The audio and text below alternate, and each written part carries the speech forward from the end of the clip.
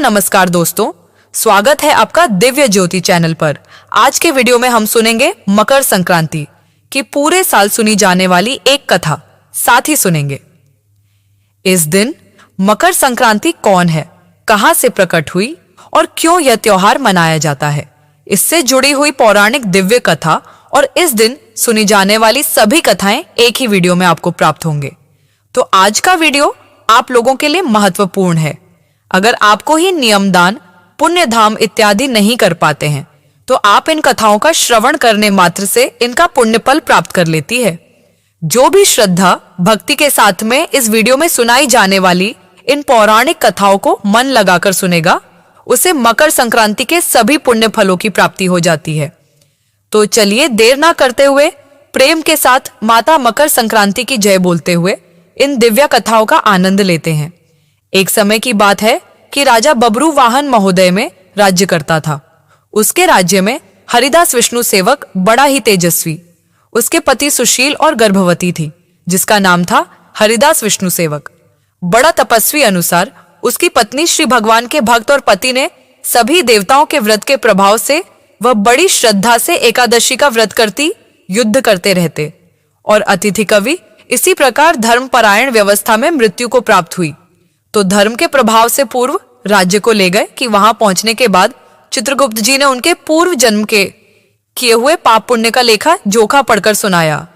धर्मराज युवती के हर आदि शब्दों में और अपने पति की भक्ति देखकर प्रसन्न हुए, पर कुछ उदासी भी उनके मुखमंडल पर चलाते हुए गुणवती को दिखाई दी।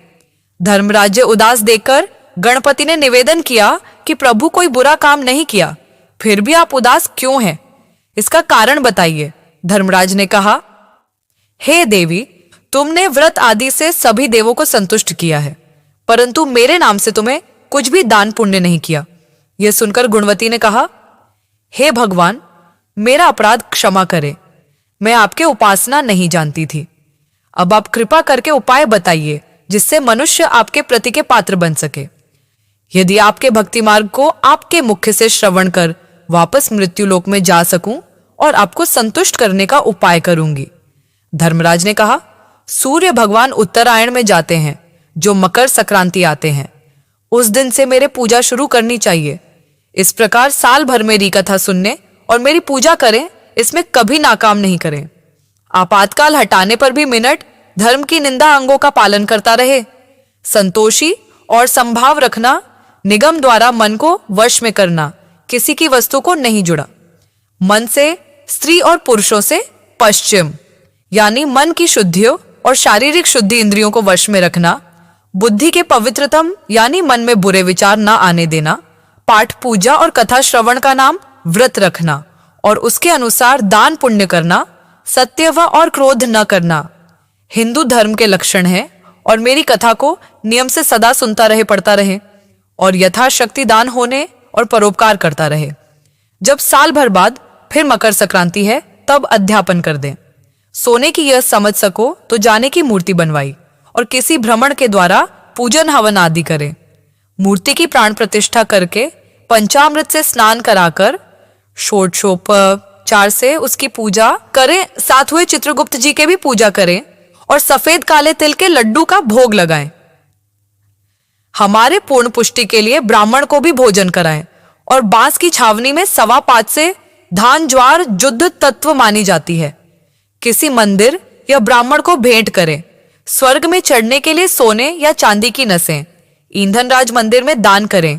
इसके साथ ही सुंदर बनी हुई सैया, मुलायम गद्दा, रजाई और तकिए हो। इसके अलावा कंबल, पादुकाएं, लकड़ी या धर्मराज के निमित्त और यदि समर्थ हो तो श्वेत काली अलार्म लगाएं। चित्रगुप्त के निमित्त धर्मराज मंदिर में दान करें। गुणवती धर्मराज जी से प्रार्थना की कि हे प्रभु, यदि ऐसी बात है तो यमदूतों से मुझे छुड़वाकर फिर संसार में भेजिए, जिससे मैं आप अयोध्या का प्रचार कर सको। भगवान धर्मराज जी ने युवती को बोलो पर वापस जाने की स्वीकृति दे दी। उसी समय उसके मृत शरीर में अपने प्राणों का संचार हो गया और उसके पुत्र कहने लगे, हमारी माता जीवित हो गए। इसके बाद युवती ने अपने पति और पुत्र आदमी को सब बातें बताई जो धर्मराज ने मनुष्य के कल्याण के लिए कही थी और गुणवती ने मकर संक्रांति से विधिवत उसने धन राज्य की प्रतिदिन पूजा और कथा आरंभ कर दी और स्वर्ग जाने के लिए दान पुण्य कर्म आदि भी आरंभ करने लगी। इस प्रकार गुणवती साल भर कथा सुनकर धर्म के 10 अंगों का पालन करके जब उन्हें मृत्युपरांत वापस स्वर्ग में गई तो देवताओं ने गुणवती का आदर किया और सदन स्वर्गीय भोगों को भोगते रहे हैं कि हे धर्मराज जी महाराज, जिस प्रकार आपने गुणवती कुमार दिखाकर उस पर अपनी कृपा की, उसी तरह अपने कहानी सुनने वाले, रुक न भरने वाले, आपके पूजा पाठ करने वाले सभी पर अपनी कृपा बनाए रखना, उसके सारी मनोकामनाएं पूरी करना। बोलो धर्मराज जी महाराज की जय। अब जानेंगे मकर संक्रांति देवी कौन है और इनका जन्म कहां से हुआ है।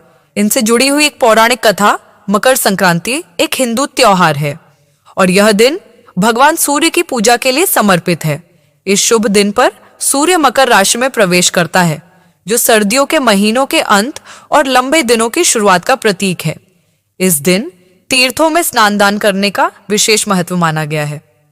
मकर संक्रांति पूरे भारत और नेपाल आदि में विभिन्न रूप और धार्मिक महत्व से मनाई जाती है। इस शुभ त्योहार से जुड़ी कई अन्य मान्यताएं भी हैं, जिसमें कुछ लोग मान्यताओं को भी अपने क्षेत्र परंपरा अनुसार निभाया जाता है। एक मान्यता यह है कि मकर संक्रांति के दौरान मरने वाला व्यक्ति स्वर्ग जाता है और उसका पुनर्जन्म कभी नहीं होता।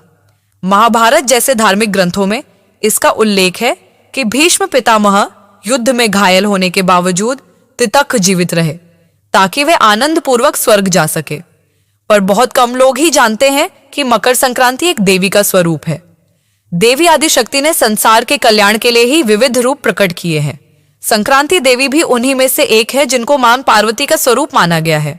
संक्रांति देवी को लेकर मान्यता दक्षिण भारत राज्यों में अधिक प्रचलित है। हर महीने में एक संक्रांति आती है जो देवी का ही स्वरूप है, पर यह जनश्रुति पर ही आधारित माना गया है। किसी ग्रंथ आदि में उनके स्वरूप के कथा की पुष्टि नहीं है, पर देवी के सहस्त्र नामों में देवी संक्रांति का नाम आता है। पौराणिक कथाओं के अनुसार संक्रांति देवी ने शंकरासुर और किंकरासुर नामक 2 राक्षस का वध किया था। इसीलिए संक्रांति देवी को 2 स्वरूपों में देखा जाता है, जिनमें उनके वाहन मकर यानी मगरमच्छ, जिन्हें मकर संक्रांति कहते हैं, और सिंह अश्व यानी घोड़ा और गज यानी हाथी पर सवार देखा जाता है। महाराष्ट्र में मकर संक्रांति देवी संकरासुर मर्दिनी का त्योहार माना जाता है। इस दिन देवी के पूजन महत्व भी माना गया है। आइए जानते हैं देवी संक्रांति के अवतार की कथा। शंकरा असुर और किंकरा असुर नाम के 2 असुर थे जो बहुत ही दुष्ट थे। वे मनुष्यों का भक्षण करने वाले थे। शंकरासुर को भगवान वरुण यानी जल के देवता से वरदान मिला था कि कोई भी उसे पानी में या पानी के नीचे नहीं मार सकता। साथ ही किंकरासुर को सूर्य की किरणों को रोकने की शक्ति थी, जिससे संसार में ठंड का मौसम था। असुर माता दित्य के निर्देशानुसार दोनों असुरों ने तारकसुर के वध का बदला लेने के लिए जल में का भगवान का पालन पोषण करने वाली कृतिका को मारने का निर्णय लिया। इसीलिए दोनों असुरों ने पानी में कृतिका को मारने की कोशिश की। कृतिका ने मां पार्वती से अपनी रक्षा की विनती की। उन्होंने असुरों से लड़ने और कृतिका को बचाने का फैसला किया।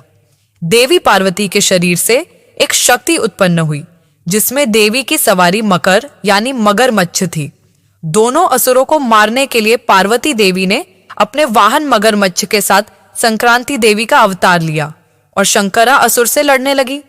शंकरा असुर को मगरमच्छ ने अपने में दवा पानी से बाहर निकाल लिया और देवी ने उस राक्षस का वध किया और फिर किंकरा असुर नाम के दानव का भी वध किया।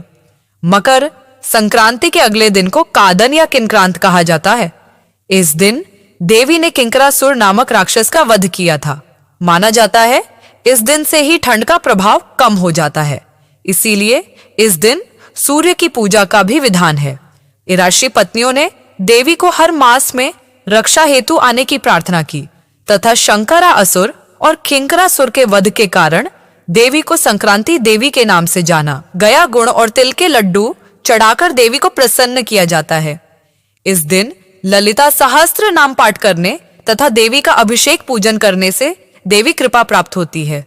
बोलिए भगवान श्री नारायण की जय। अब सुनने जा रहे हैं मकर संक्रांति के दिन सुनी जाने वाली कथाएं। आज हम आपको राय की कहानी सुनने जा रहे हैं। एक समय की बात है, एक गांव में एक ब्राह्मण रहता था। उसकी राय नाम की लड़की थी। भगवान माली का वेश करके बैठ गए। बेटी ने कहा, मैं बेल लेकर आऊं। मैन ने कहा, लिया। राय भेद लेने गई, तब भगवान ने उसकी आंख में मिट्टी दल दी और वो रोटी रोटी मैन के पास आई। मैन ने कहा, तू क्यों रोटी है? तब बेटी बोली, मालिन ने आंख में मिट्टी दल दी। तब मैन बेटी के साथ गई। मैन ने मालिन के बारे में पूछा। उन्होंने कहा, वो तो चली गई। थोड़ी दूर पर भगवान वैद्य बंद कर बैठ गए। वैद्य जी को मैन ने कहा कि मेरी बेटी की आंख में सिर्फ निकल दो। तब भगवान बोले, मैं रेस जब निकलूं, तेरी बेटी की शादी मुझसे करे। जब मैन ने हान कर दी, वह वापस घर आई और अपने पति से सारी बात बताई। शादी की भी अपने पति को शादी के लिए सामान लाने को कहा और राय की शादी एकादशी को पक्की हुई। वह गुड़ आदि सामान लेने दुकानदार के गया। उन्होंने माना कर दिया है कि हम तो भगवान की शादी में सामान देंगे।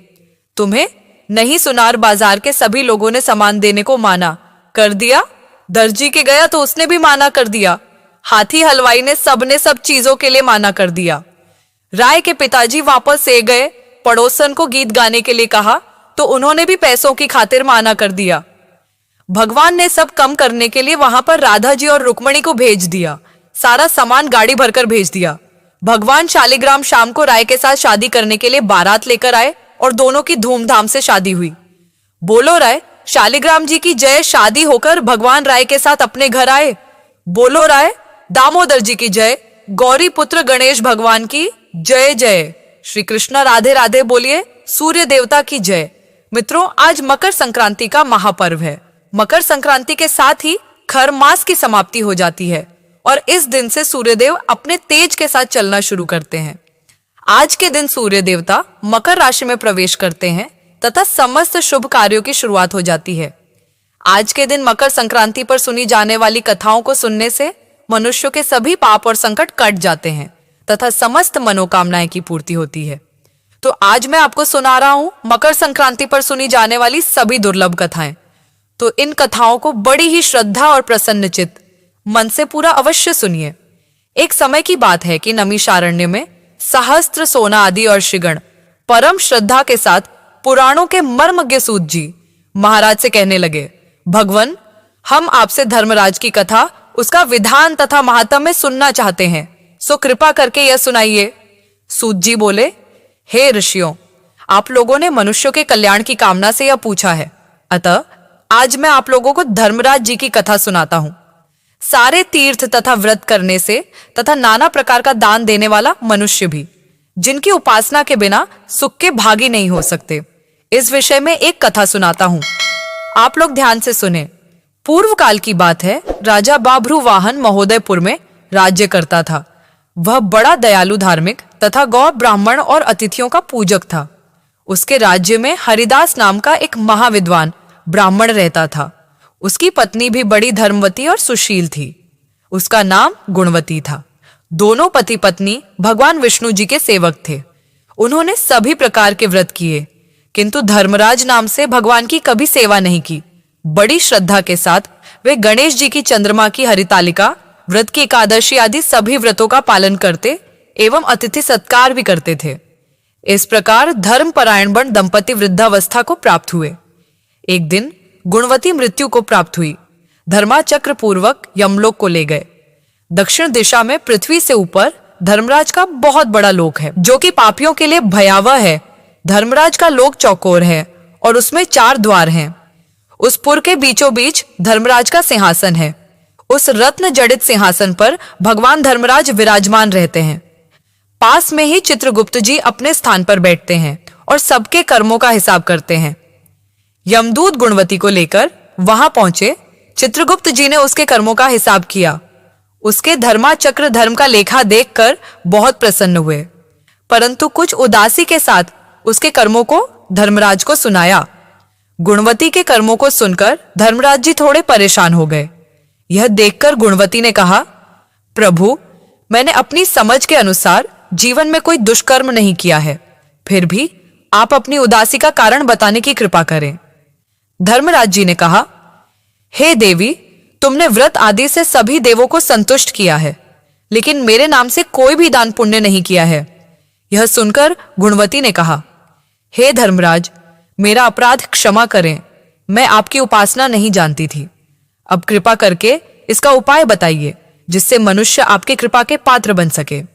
यदि आपके मुख से आपके भक्ति मार्ग को सुनकर मृत्यु लोक में वापस जा सकूंगी, तो आपको संतुष्ट करने का प्रयास करूंगी।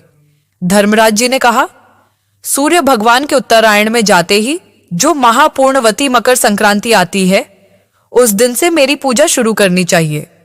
इस प्रकार पूरे वर्ष भर मेरी कथा सुने और पूजा करें, इसमें कभी नागा नहीं हो। आपातकाल आने पर भी मेरे धर्म के इन 10 अंगों का पालन करें।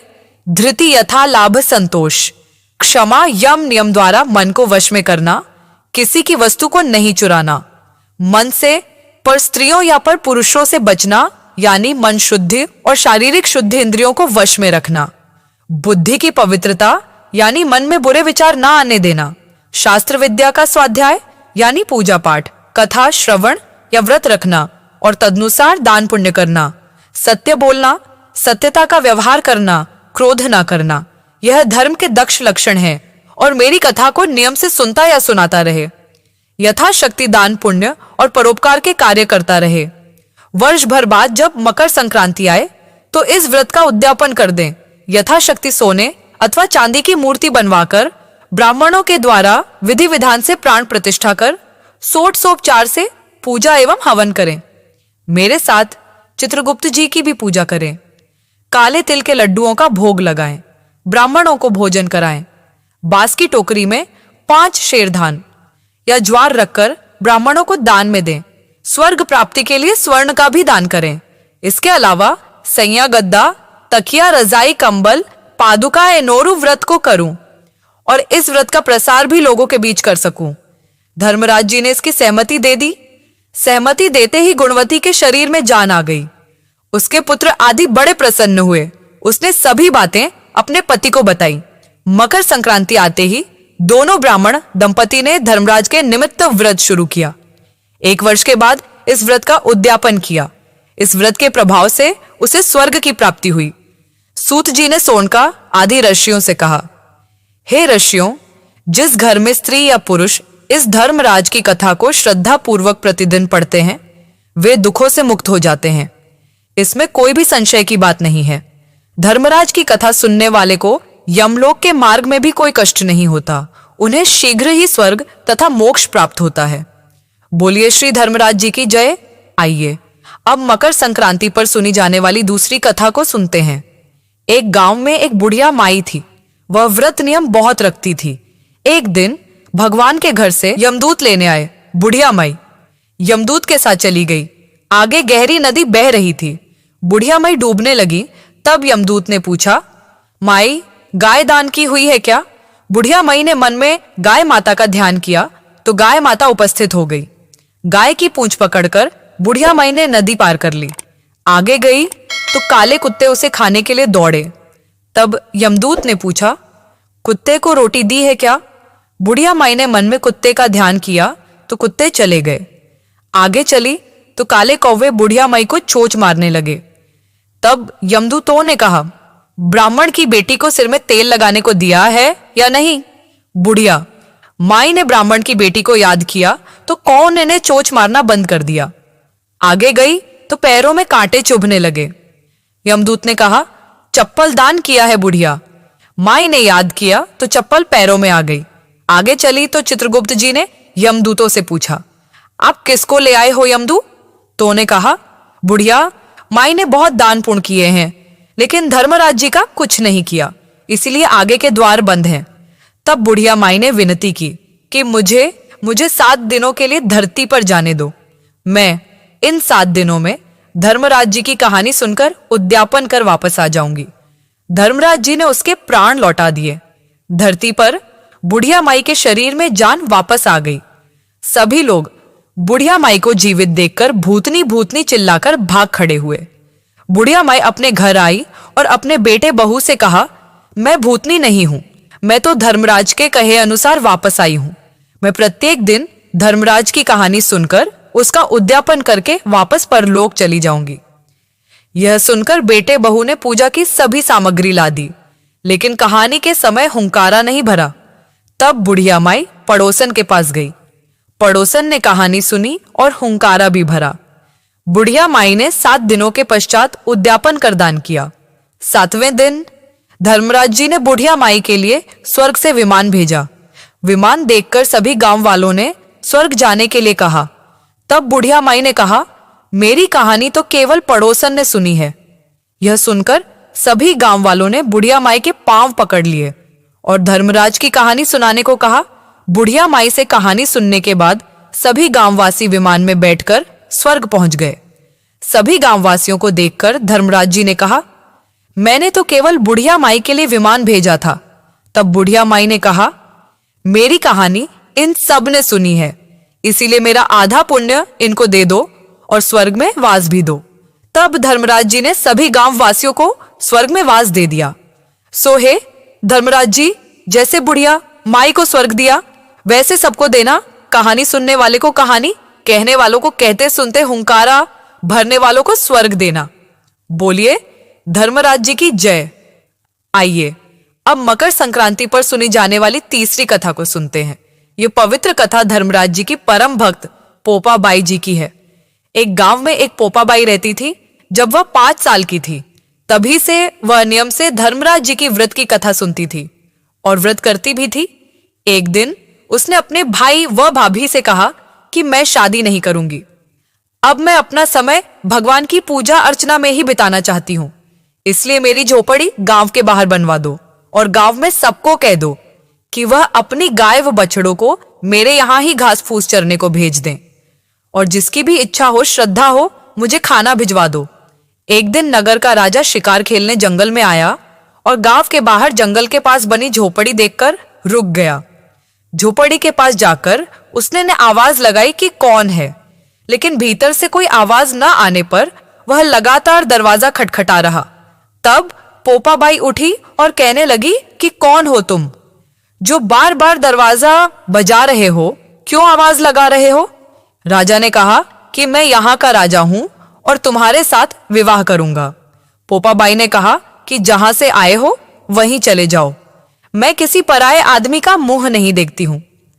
राजा ने पोपा बाई की एक नहीं सुनी और उसे जबरदस्ती उठाकर ले गया। तब पोपा बाई ने राजा को श्राप दिया कि तुम्हारा सारा राजपाट नष्ट हो जाएगा। महल में आने पर राजा की रानियों ने सारी बात सुनकर राजा से अनुरोध किया कि पोपा बाई को वहीं वापस छोड़ाओ। राजा जब पोपा बाई को वापस झोपड़ी में छोड़ने जाने लगा तो रास्ते में पाप की नदी आई जिसमें राजा डूब गया। कुछ समय बाद पोपा बाई मृत्यु के बाद धर्मराज जी के यहां पहुंची और धर्मराज जी ने उन्हें स्वर्ग का राज्य दे दिया। एक बार एक सेठ व सीठानी मृत्यु लोक से स्वर्ग लोक आए तो उसके द्वार बंद देखकर वह धर्मराज जी से द्वार खोलने का आग्रह करते हैं। धर्मराज जी कहते हैं कि इस द्वार पर पोपा बाई का राज्य है। इस पर सेठ सेठानी कहते हैं कि हम पोपा बाई को नहीं जानते हैं।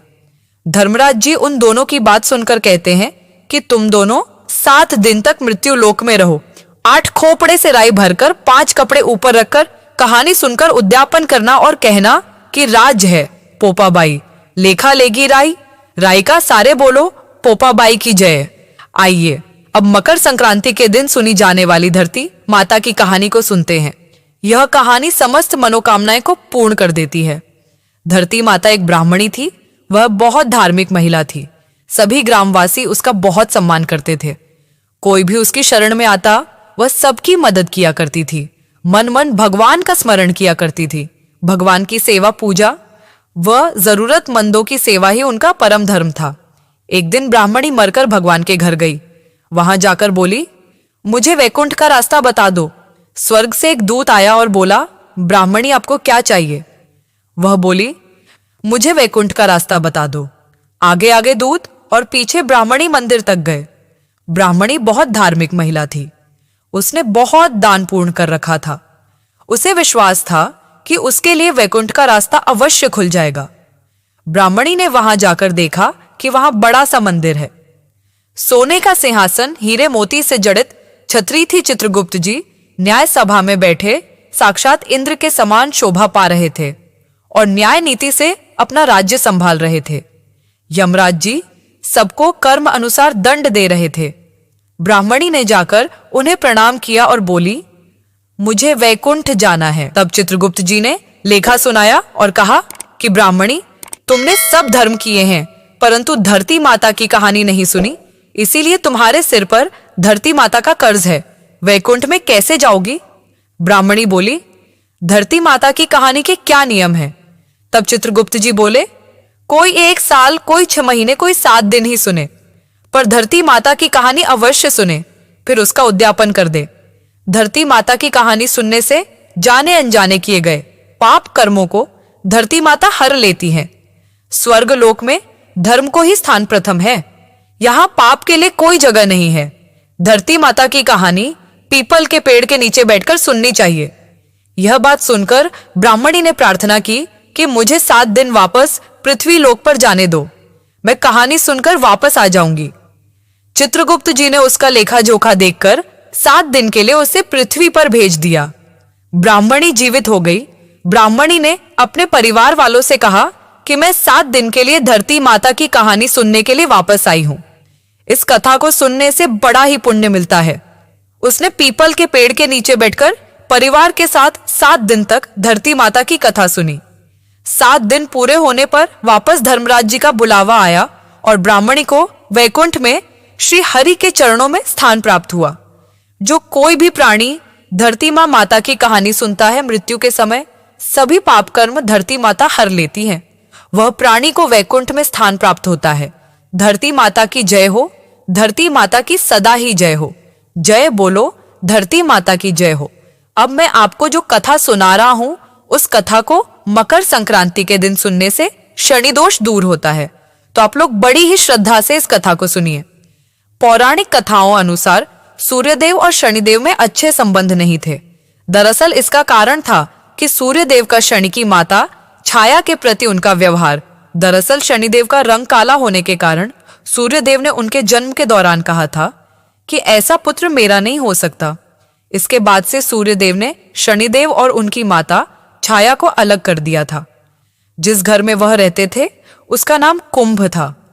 सूर्यदेव के ऐसे व्यवहार से क्रोधित होकर छाया ने उन्हें श्राप दे दिया था।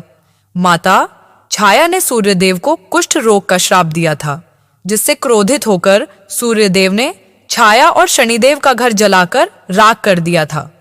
सूर्यदेव के पुत्र यम ने सूर्यदेव को उस श्राप से मुक्त किया था। सूर्यदेव के पुत्र यम ने सूर्यदेव को उस श्राप से मुक्त किया था। साथ ही उनके सामने मांग रखी थी कि वह उनकी माता यानी छाया के साथ अपने व्यवहार में बदलाव लाएं। इसके बाद सूर्यदेव छाया और शनिदेव जी से मिलने के लिए उनके घर पहुंचे थे। जब सूर्यदेव वहां पहुंचे तो उन्होंने देखा कि वहां कुछ भी नहीं था, सब कुछ जलकर बर्बाद हो गया था। इसके बाद शनिदेव ने काले तिल से अपने पिता का स्वागत किया था। शनिदेव के ऐसे व्यवहार से प्रसन्न होकर सूर्यदेव ने उस दिन उन्हें नया घर दिया था, जिसका नाम था मकर। इसके बाद से ही शनिदेव 2 राशियों यानी कुंभ और मकर के स्वामी हो गए।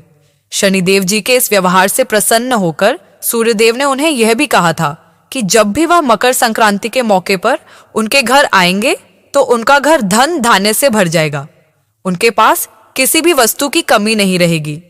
साथ ही यह भी कहा था कि इस दिन जो लोग भी मकर संक्रांति के मौके पर मुझे काले तिल अर्पित करेंगे, उनके जीवन में सुख समृद्धि आएगी। इसलिए मकर संक्रांति के मौके पर सूर्यदेव की पूजा में काले तिल का इस्तेमाल करने से व्यक्ति के घर में धन्य धन की कोई कमी नहीं रहती है। बोलिए श्री सूर्यदेव महाराज की जय, बोलिए श्री शनिदेव की जय, बोलिए माता छाया की जय। आइए अब मकर संक्रांति की पौराणिक व्रत कथा को सुनते हैं। इस कथा को सुनने से ही व्रत पूर्ण माना जाता है।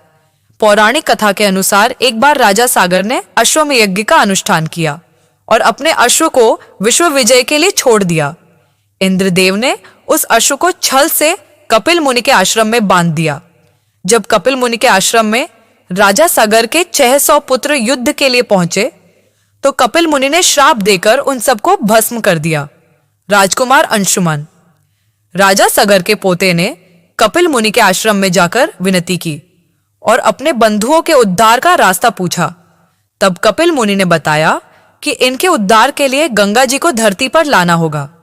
राजकुमार अंशुमान ने तय किया कि उनके वंश का कोई भी राजा चैन से नहीं रहेगा जब तक गंगा मां धरती पर नहीं आ जाती। गंगा जी को धरती पर लाने के लिए राजकुमार अंशुमान ने कठिन तप किया और उसी में अपनी जान दे दी। भागीरथ राजा दिलीप के पुत्र और अंशुमान के पौत्र थे। इसके बाद राजा भागीरथ ने घोर तपस्या करके गंगा जी को प्रसन्न किया और उन्हें धरती पर लाने के लिए मना लिया। इसके बाद भागीरथ ने भगवान शिव की तपस्या की, जिससे महादेव गंगा जी को अपनी जटा में रखकर वहां से धीरे धीरे गंगा के जल को धरती पर प्रवाहित कर सके। भगवान शिव ने भागीरथ के कठिन तपस्या से प्रसन्न होकर उन्हें इच्छित वर दिया। इसके बाद गंगा जी महादेव की जटा में समाहित होकर धरती के लिए प्रवाहित हुई। भागीरथ ने गंगा जी को रास्ता दिखाते हुए कपिल मुनि के आश्रम गए, जहां पर उनके पूर्वजों की राख उद्धार के लिए प्रतीक्षा कर रही थी। कहते हैं कि गंगा जी के पावन जल से भागीरथ के पूर्वजों का उद्धार हुआ। उसके बाद गंगा जी सागर में मिल गई। कहा जाता है कि जिस दिन गंगा जी कपिल मुनि के आश्रम पहुंची, उस दिन मकर संक्रांति का दिन था। कहते हैं कि इस कारण ही इस दिन श्रद्धालु गंगा स्नान करते हैं। बोलिए श्री शंकर पार्वती भगवान की जय, बोलिए गंगा माता की जय। मित्रों, आज मकर संक्रांति का पर्व सोमवार के दिन पड़ रहा है, तो आज के दिन सोमवार की व्रत कथा को भी अवश्य सुनना चाहिए, तभी हमें पुण्य फलों की प्राप्ति होती है। तो आइए बड़ी श्रद्धा और प्रसन्न चित्त मन से सोमवार की व्रत कथा को सुनते हैं। एक साहूकार था जो भगवान शिव का अनन्य भक्त था। उसके पास धन्य धान किसी भी चीज की कमी नहीं थी, लेकिन उसकी कोई संतान नहीं थी और वह इसी कामना को लेकर रोज शिवजी के मंदिर जाकर दीपक जलाता था। उसके इस भक्ति भाव को देखकर एक दिन माता पार्वती ने शिवजी से कहा कि प्रभु, यह साहूकार आपका अनन्य भक्त है, इसको किसी बात का कष्ट है, तो आपको इसे अवश्य दूर करना चाहिए। शिवजी बोले, हे पार्वती, इस साहूकार के पास पुत्र नहीं है, यह इसी से दुखी रहता है। माता पार्वती कहती हैं कि हे ईश्वर, कृपा करके इसे पुत्र का वरदान दे दीजिए। तब भोलेनाथ ने कहा कि हे पार्वती, साहूकार के भाग्य में पुत्र का योग नहीं है। ऐसे में अगर इसे पुत्र प्राप्ति का वरदान मिल भी गया तो वह केवल 12 वर्ष की आयु तक ही जीवित रहेगा। यह सुनने के बाद भी माता पार्वती ने कहा, हे प्रभु, आपको इस साहूकार को पुत्र का वर देना ही होगा, अन्यथा भक्त क्यों आपकी सेवा या पूजा करेंगे। माता के बार बार कहने से भोलेनाथ ने साहूकार को पुत्र का वरदान दिया, लेकिन यह भी कहा कि वह केवल 12 वर्षों तक ही जीवित रहेगा। साहूकार यह सारी बातें सुन रहा था, इसलिए उसे न तो खुशी हुई और न ही दुख। वह पहले की तरह भोलेनाथ की पूजा अर्चना करता रहा। उधर से थानी गर्भवती हुई और 9वें महीने उसे सुंदर से बालक की प्राप्ति हुई। परिवार में खूब हर्ष और उल्लास मनाया गया, लेकिन साहूकार पहले की तरह रहा और उसने बाल की 12 वर्ष की आयु का जिक्र किसी से भी नहीं किया। जब बालक 11 वर्ष की आयु का हो गया तो एक दिन साहूकार की सेठानी ने बालक के विवाह के लिए कहा, तो साहूकार ने कहा कि वह अभी बालक को पढ़ने के लिए काशी भेजेगा। इसके बाद उसने बालक के मामा जी को बुलाया और कहा कि इसे काशी पढ़ने के लिए ले जाओ और रास्ते में जिस भी स्थान पर रुकना, वहां यज्ञ करते और ब्राह्मणों को भोजन कराते हुए आगे बढ़ना। वे लोग यह सब करते हुए ही आगे बढ़ रहे थे कि रास्ते में एक राजकुमारी का विवाह था, जिससे उसका विवाह होना था। वह एक आंख से काना था। तो उसके पिता ने जब अति सुंदर साहूकार के बेटे को देखा तो उनके मन में आया कि क्यों ना इसे ही घोड़ी पर बिठाकर शादी के सारे कार्य संपन्न करा दिए जाएं। तो उन्होंने मामा से बात की और कहा कि इसके बदले में वह अधन देंगे, तो वह भी राजी हो गया। इसके बाद साहूकार का बेटा विवाह की वेदी पर बैठ गया और जब विवाह कार्य संपन्न हो गया तो जाने से पहले उसने राजकुमारी की चुंदरी के पल्ले पर लिखा कि तेरा विवाह तो मेरे साथ हुआ है, लेकिन जिस राजकुमार के साथ भेजेंगे वह तो एक आग का काना है। इसके बाद वह अपने मामा के साथ काशी के लिए चला गया। उधर जब राजकुमारी ने अपनी चुनरी पर यह लिखा हुआ पाया तो उसने राजकुमार के साथ जाने को मना कर दिया। तो राजा ने भी अपनी पुत्री को बारात के साथ विदा नहीं किया। बारात वापस लौट गई। उधर मामा और भांजे काशी पहुंच गए थे। एक दिन जब मामा ने यज्ञ रचा रखा था और भांजा बहुत देर तक बाहर नहीं आया तो मामा ने अंदर जाकर देखा तो भांजे के प्राण निकल चुके थे। वह बहुत परेशान हुए, लेकिन सोचा कि अभी रोना पीटना मचाया तो ब्राह्मण चले जाएंगे और यज्ञ का कार्य अधूरा रह जाएगा। जब यज्ञ संपन्न हुआ तो मामा ने रोना पीटना शुरू किया। उसी समय शिव पार्वती उधर से जा रहे थे तो माता पार्वती ने शिवजी से पूछा कि हे प्रभु, यह कौन रो रहा है। तभी उन्हें पता चलता है कि यह तो भोलेनाथ के आशीर्वाद से जन्मा साहूकार का पुत्र है। तब माता पार्वती कहती हैं कि हे स्वामी, इसे जीवित कर दें, अन्यथा रोते रोते इसके माता पिता के प्राण निकल जाएंगे। तब भोलेनाथ ने कहा कि हे पार्वती, इसकी आयु इतनी ही थी, सोवा भोग चुका, लेकिन मां के बार बार आग्रह करने पर भोलेनाथ ने उसे जीवित कर दिया।